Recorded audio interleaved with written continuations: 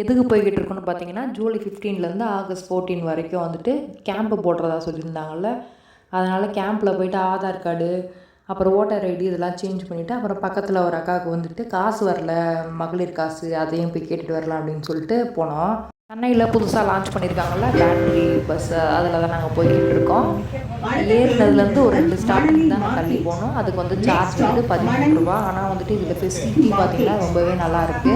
நம்ம எந்த இடம் அப்படின்னு சொல்லி தெரியாமல் முழிக்க வேண்டிய அவசியம் கிடையாது. அந்த இடத்துக்கு வந்துட்டு வந்தோடனே கரெக்டாக சொல்லுது. கிட்டத்தட்ட வந்துட்டு மெட்ரோ ட்ரெயினில் போகிற ஃபீல் ஆகுது. போகிறதே வந்துட்டு தெரியல.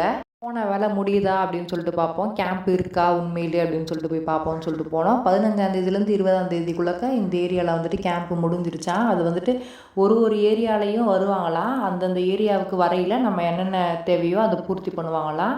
நீங்கள் வந்துட்டு கண்டிப்பாக வந்துட்டு உங்கள் ஏரியாவில் வரையில் மிஸ் பண்ணாமல் எதனாச்சும் உங்களுக்கு ஆதார், ஓட்டர் ஐடி, அப்புறம் இந்த மகளிர் உரிமை தொகை இந்த மாதிரிலாம் எழுதி போடுறதா இருந்தால் மறக்காமல் நீங்கள் எழுதி போட்டுருங்க.